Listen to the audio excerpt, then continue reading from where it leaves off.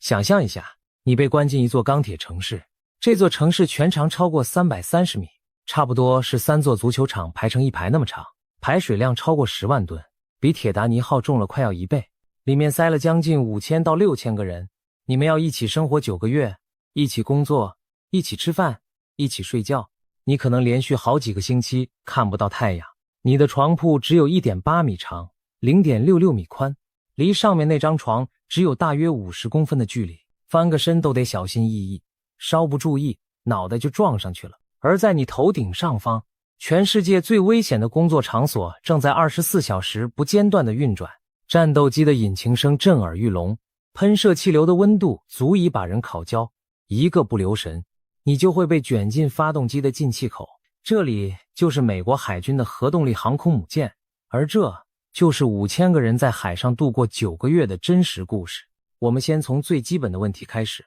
这5000个人到底是谁？他们在上面做什么？一艘尼米兹级航空母舰部署时，舰上人员大致分为2大类。第一类叫做舰船公司，英文是 Ships Company， 大约3000到3200人，他们负责让这艘巨舰正常运行。这意味着什么？从核反应炉的维护到污水处理系统的运作，从导航雷达的校准到全舰电力的供应，从洗衣服到做饭，从医疗到牙科，从武器弹药的管理到损害控制的训练，全部都是他们的工作。你可以把它们想象成一座城市里所有公共服务部门的总和，水电、消防、警察、医院、餐厅、洗衣店、邮局、银行，统统加在一起。第二类叫做舰载航空联队，英文是 Carrier Air Wing， 大约2500人，他们负责驾驶和维护甲板上那些价值数千万甚至上亿美元的飞机，超级大黄蜂战斗攻击机、咆哮者电子作战机、鹰眼预警机、海鹰直升机，加起来通常超过60架。有趣的是，这2群人平时其实不住在一起，航空联队的人员平时驻扎在美国各地不同的空军基地，只有在部署前才会带着他们所有的装备搬上航母。想象一下搬家的场景，但不是搬几个箱子，而是把整个飞机维修车间所有的工具手册、测试设备、备用零件全部通过传送带送上机库甲板。这个搬家过程本身就是一项浩大的工程，这2个群体加在一起就是一座漂浮在大洋上的小型城市。但这座城市跟你想象的任何城市都不一样。先说空间，航母有大约3000个房间，走廊窄到2个人并肩走都困难，有的地方甚至得侧住身子才能通过，楼梯几乎是垂直的，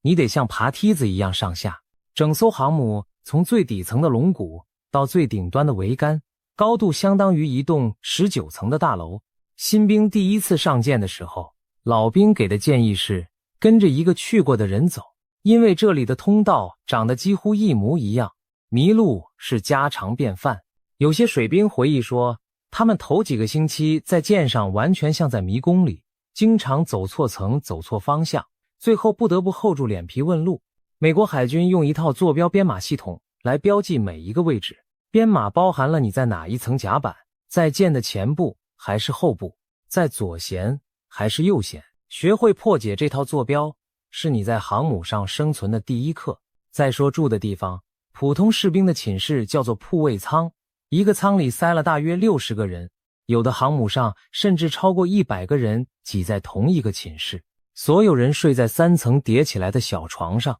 这种床在海军里有个很形象的名字叫棺材铺，因为中间层和下面那层你躺进去以后基本只能平躺，翻身的空间都没有。每张床大约183公分长，66公分宽，床垫厚度只有 7.6 公分，从床垫顶部到上面那张床的底部只有大约50公分。每个人的私人空间就是一个小小的储物柜，大概25公分乘50， 5公分乘100公分，你所有的个人物品都得塞进去。想想你的衣服、洗漱用品、书、零食、家人的照片，全部都得装进一个比登机箱还小的空间。整个寝室共用一间浴室和一个小小的公共区域，里面有一台电视接着卫星讯号。隐私这个词在航母上基本不存在，你睡觉的时候旁边60个人都听得到你打呼，你半夜上厕所得摸黑爬下床，小心不要踩到别人的鞋子。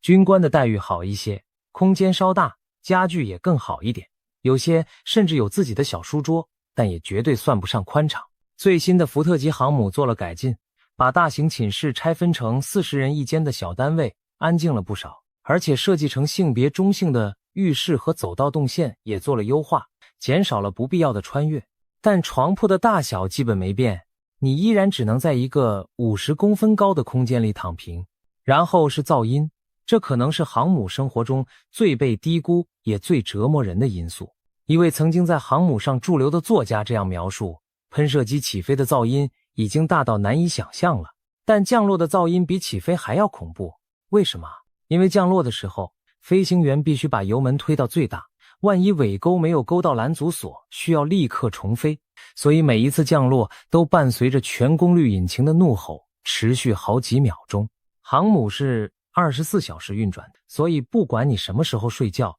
都可能被头顶上方战斗机铸件的巨响震醒。除了飞机，还有机械运转的声音，弹射器释放时的巨大撞击声，通风管道的嗡嗡声，广播系统随时可能响起的命令。真正安静的时刻在航母上几乎不存在。很多退伍水兵说，离开航母之后很长一段时间，他们在安静的环境里反而睡不着，因为已经习惯了那种永远在震动、永远有噪音的环境。还有温度，大多数人可能以为航母里面有空调，应该挺凉爽的。事实恰恰相反，航母上大部分地方都比你想象的热得多。洗衣房的平均温度在50度左右，负责核反应炉和引擎的工程师们在水线以下的机舱里工作，那里的温度经常超过60摄氏度，被称为航母的火圈地狱。这些区域的工作人员通常每工作1个小时就必须出来休息，否则就有中暑甚至热衰竭的危险。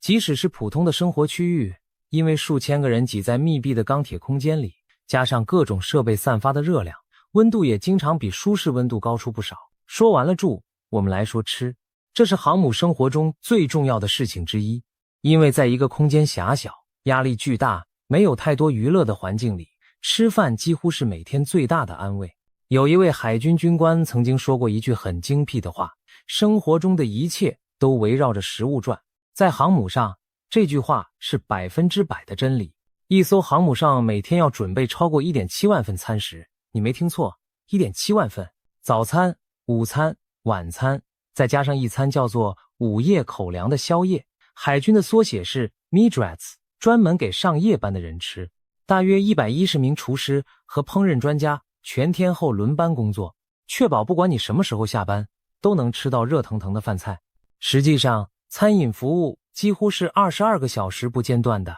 剩下的2个小时也有零食和饮料供应。舰上通常有7个厨房，也就是海军所说的厨舱，最大的那个叫主厨舱，里面的设备全是工业级别的。锅具大到可以一次煮300公升的汤，搅拌机一次可以处理将近30公斤的面团，烤箱一排排的同时运转，炸锅大到像浴缸一样。在任何一个时刻走进厨舱，你都可能看到厨师们在巨大的烤架上同时翻烤100多块肉排，从羊排到猪排，从鸡腿到牛排，每一块都得翻面计时，确保熟透但不过老。这种大规模烹饪的协调能力，是一般餐厅厨师完全无法想象的。每天要消耗大约700多公斤的肉，160公斤的生菜，600多升的牛奶，30箱麦片。而最惊人的数字是咖啡，每天2万杯。在一个没有星巴克的世界里，咖啡就是生命线，是让这些连续工作12个小时的水兵们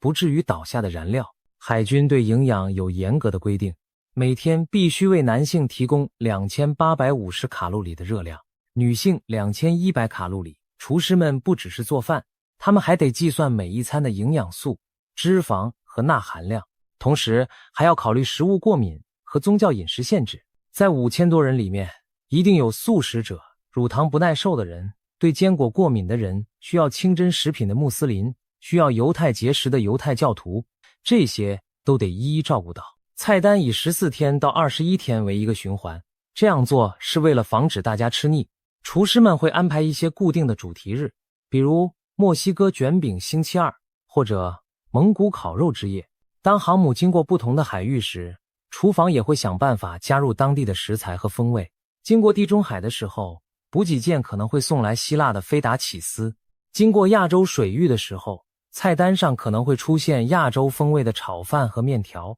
这些小小的变化，对在海上漂了好几个星期的水兵来说，就像一场味觉的旅行。最受欢迎的可能是航母上的烘焙房，那里每天烤出新鲜的面包、饼干和蛋糕，刚出炉的巧克力饼干的香味飘散在走廊里。对很多水兵来说，那是最接近家的味道的东西。当然，烘焙房里的温度也是出了名的高，所有烤箱全开的时候，里面简直像是在烤人。食物的供应是一项庞大的后勤工程，每隔7到10天就会有一艘补给舰靠过来，2艘船在海上以相同的速度并行，距离大约30到50米，然后通过钢缆和吊索把物资从补给舰调运到航母上。这个过程叫做航行补给，也叫 UNREP。 想象一下，2艘排水量加起来超过15万吨的巨轮在波涛汹涌的大洋上肩并肩行驶，中间架着钢索，一箱箱食物在海面上空飞过。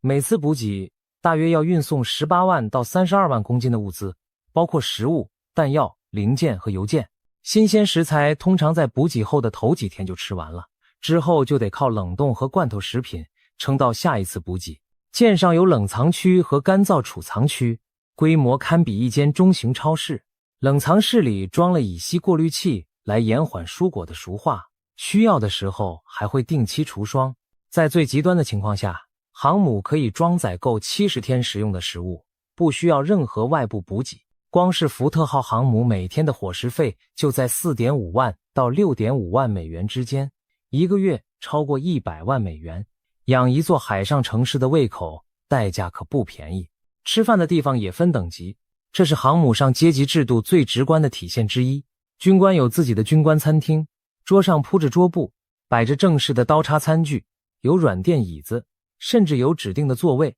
舰长的餐桌是最高级别的，旁边坐的通常是副舰长和高级幕僚。资深士官也有专属的士官餐厅，环境比普通食堂好得多，这是对他们多年服务的认可。而普通士兵就在大型食堂里排队取餐，像学校食堂一样端着托盘找位置坐。有的时候排队的人太多，你可能要等半个小时才能吃到饭。但不管在哪个餐厅，食物的基本品质差距其实不算太大。海军在这方面下了功夫。有一个特别暖心的传统值得一提，如果你在部署期间过生日，你会收到一顿特别的生日大餐，桌上会铺上白色桌布，摆上高脚杯，放着轻音乐。主菜是龙虾或者顶级肋眼牛排或者上等肋排。在一艘灰色的钢铁巨兽里，在远离家人的茫茫大海上，这一顿饭可能是你整个部署期间最接近家的时刻。很多水兵在回忆军旅生涯时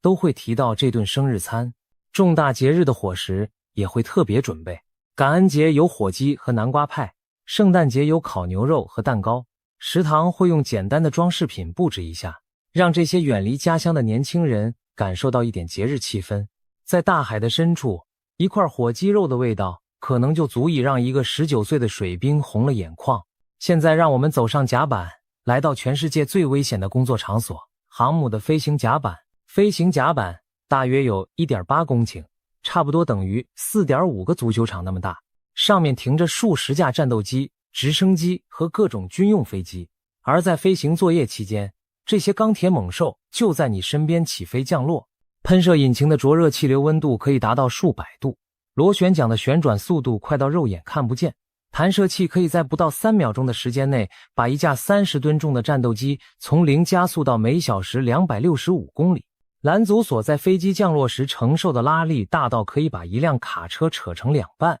在这个环境里工作，一个失误就可能是生与死的差别。先来说说弹射起飞这件事到底有多疯狂。尼米兹级航母使用的是蒸汽弹射器，福特级则升级为电磁弹射系统。不管哪一种，原理都是一样的，就是在极短的距离内给飞机施加巨大的加速力。飞机被引导到弹射器的位置上以后，机鼻起落架上的一根拉杆会挂进甲板上伸出来的弹射梭里，同时一个指动装置锁住飞机，不让它动。飞行员把油门推到最大，引擎在全功率下怒吼，整架飞机像一匹被绳子拴住的野马一样在原地颤抖。然后弹射官确认所有参数正确，风速、蒸汽压力、飞机重量，一切就绪后，他做出那个标志性的手势，弯腰，手臂前指。指动装置释放的同一瞬间，弹射器的巨大活塞在甲板下方的槽道里猛然冲出，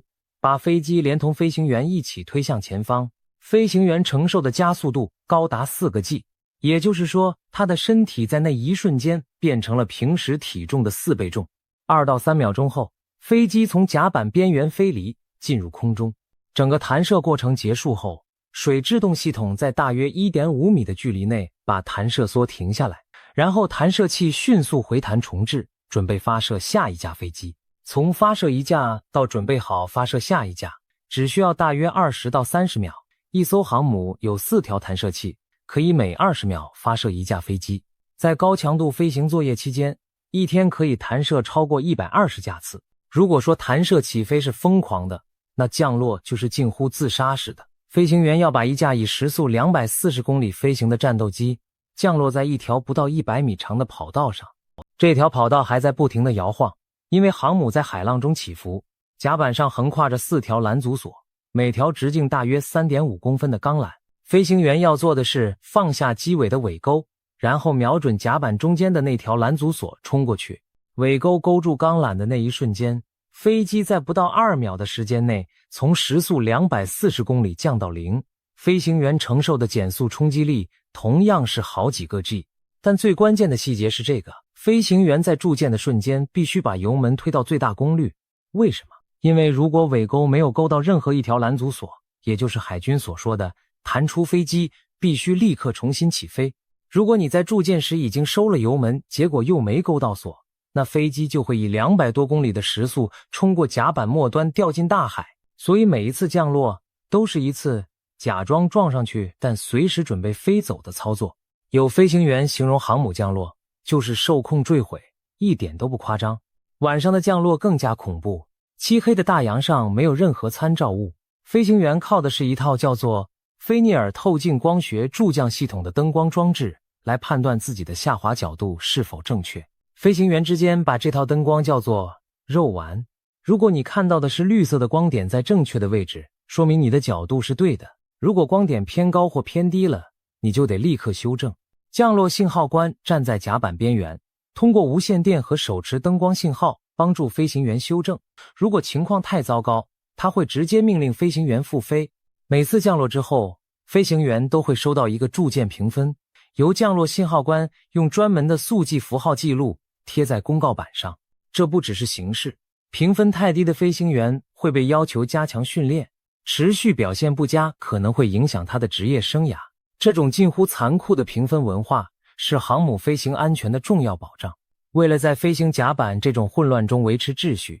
海军发明了一套非常聪明的彩虹系统，用颜色来区分每个人的工作职责。因为飞行甲板上的噪音大到你根本听不见旁边的人说话，所有的沟通都得靠视觉信号和手势。黄色工作服是甲板上的指挥官和飞机引导员，他们用精确的手势指挥每一架飞机的移动方向。在满是飞机的甲板上，飞机之间的距离经常只有几英寸，一个引导错误就可能导致机翼碰撞或者更严重的事故。甲板上通常同时有12到15个黄衣人在工作，他们直接向飞机管理官报告。弹射官也穿黄色，他们就是给出放飞手势的那个人。绿色工作服负责操作弹射器和拦阻装置的维护和操作。航空联队的维修技师也穿绿色，其中有一种叫做最终检查员的绿衣人，他们的工作被很多人认为是甲板上最危险的。他们要在飞机已经挂上弹射器，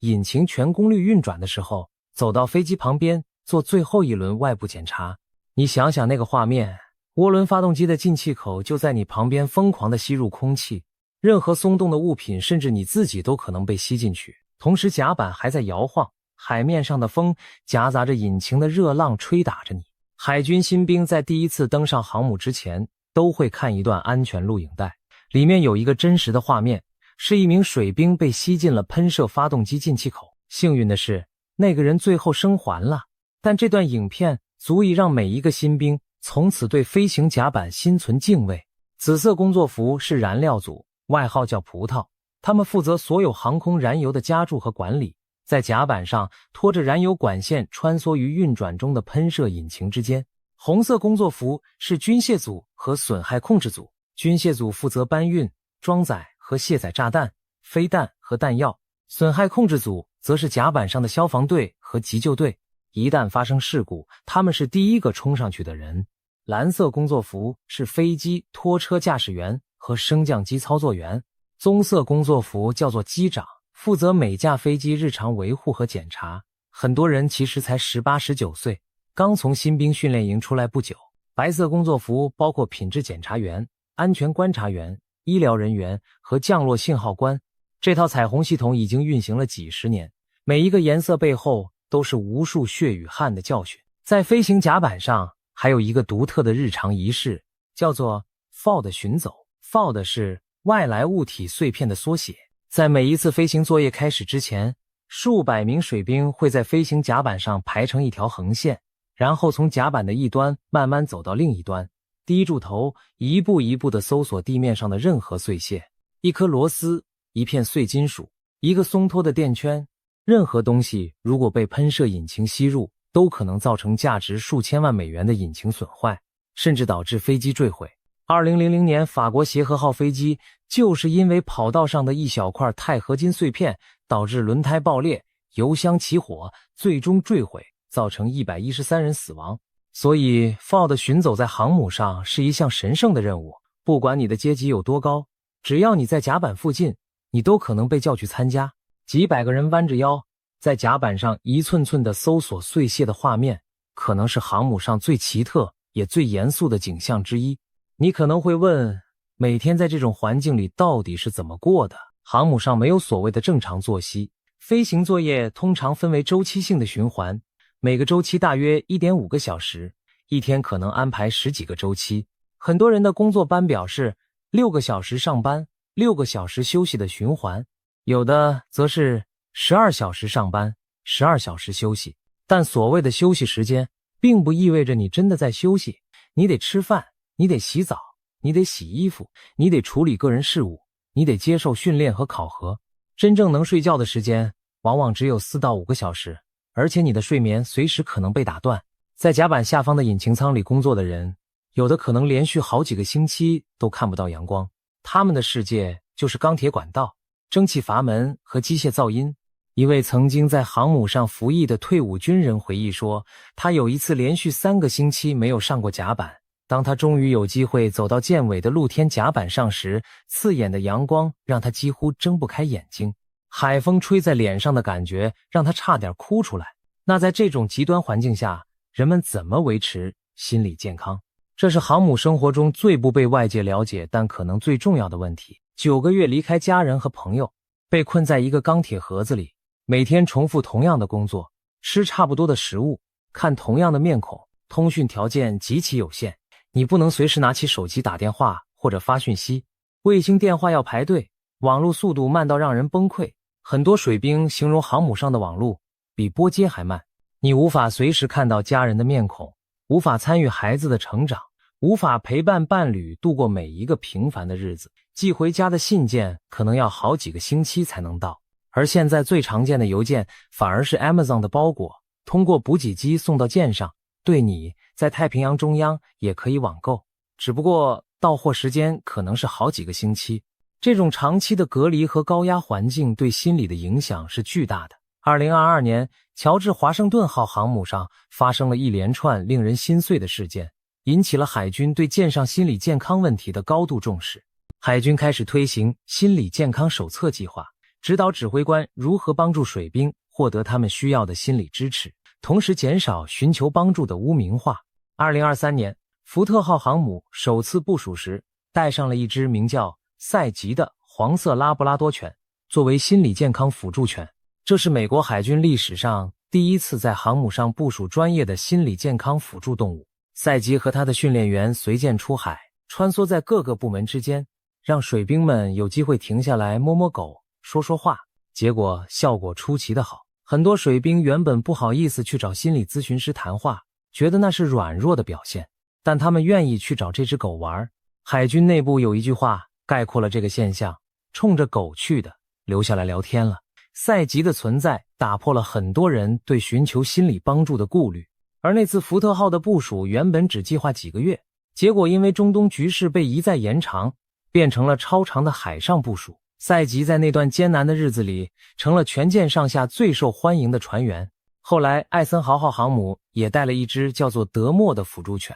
除了心理支持，航母上也有各种娱乐和休闲设施，健身房是全天候开放的。对很多水兵来说，锻炼是最有效的减压方式。有的航母上机库甲板有空间的时候，会搬出篮球架打篮球，有电影放映，一般是通过舰上的电视系统播放最新的电影，有游戏机和桌游，有小型图书室。联合服务组织有时候会在舰上设立一个小型休闲中心，提供书籍、零食、安静的沙发和可以打电话回家的设备。最受欢迎的活动之一叫做钢铁沙滩野餐。当飞行作业暂停的时候，飞行甲板会被清理出来，变成一个巨大的露天派对场地。水兵们可以在甲板上烤肉、打迷你高尔夫，把高尔夫球打进大海里，钓鱼，甚至在飞行甲板上晒太阳。如果航母在海上连续航行的时间达到规定的天数，有时候甚至会发啤酒，每人限量2罐。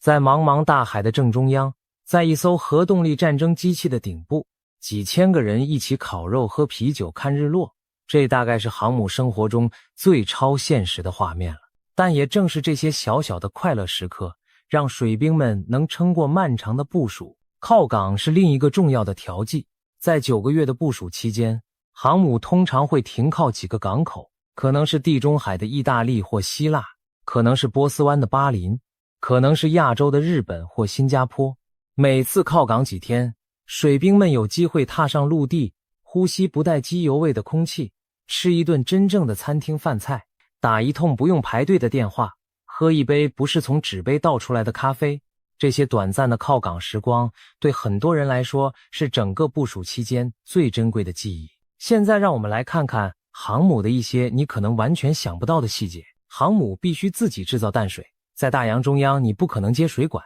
所以核动力航母利用反应炉产生的热量来蒸馏海水，每天可以制造超过150万升的淡水。这些水用于饮用、洗澡、洗衣、冷却设备、蒸汽弹射器，甚至是牙医诊所里的漱口水。没有这套海水淡化系统，航母上5000个人活不过1个星期。航母上有自己的电视台和广播站，24小时播放节目，有邮局，水兵可以寄出和收到信件和包裹，有银行可以处理基本的金融业务，有理发店，水兵们定期来这里修剪符合军规的发型，有洗衣房，每天要处理几吨的脏衣服，那里的温度常年在50度以上，有牙医诊所和医疗中心。福特级航母甚至有一间设备齐全的手术室，3张加护病房床位，2张急诊床位，41张普通病床，配备11名医官和30名医务兵。如果有人在海上突发心脏病或者阑尾炎，这里就是他唯一的希望。航母有自己的垃圾处理系统，金属垃圾压缩打包，食物残渣经过处理后，在允许的海域排入大海，塑胶和有害物质则储存起来，等待靠港时处理。有自己的消防队，由那些穿红色工作服的损管队员组成，他们操作迷你消防车和专业的灭火设备。有自己的纠察队，维持舰上的纪律。有焊接车间和机械加工车间，如果海上某个零件坏了，又等不到下一次补给，技师们可以在舰上用钢材现场加工制造替换零件。这种能力在紧急情况下可能就是决定任务成败的关键。航母的核反应炉可以让它以超过30节的速度航行，换算成陆地上的速度大约是时速55公里，听起来不快，但你要记住，这是一艘排水量超过10万吨的钢铁巨兽在水面上移动。更重要的是，核动力意味着航母几乎不需要加油，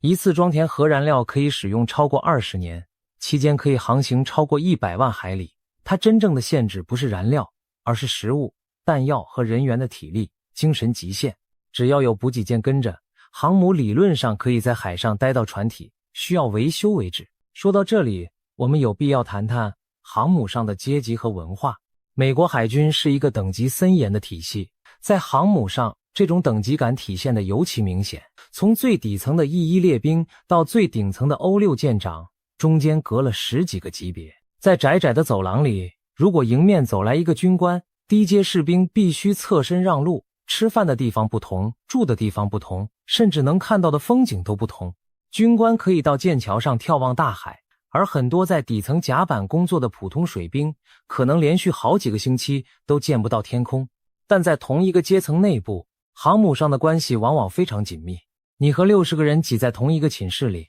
你们共用浴室，共享那台小小的电视，一起在食堂排队。你知道你旁边那个人的名字、家乡、女朋友长什么样子，喜欢吃什么零食，半夜会不会说梦话。你在凌晨3点被警报惊醒的时候，身边也是这些人。在暴风雨中整艘船剧烈摇晃，连站都站不稳的时候，你抓住的也是这些人。这种共同经历所建立的纽带，是普通社会关系中很难体验到的。很多退伍军人说，他们在航母上认识的战友是这辈子最好的朋友。资深士官在航母上扮演着极其重要的角色，他们是连接军官和普通水兵的桥梁。军官们可能是从军校毕业的年轻人，学历很高，但实际操舰经验可能不足，而资深士官是那些在海上待了10几年甚至20年的老手。他们知道每一根管子通向哪里，每一个阀门怎么转，哪个设备快要坏了，需要提前准备备件。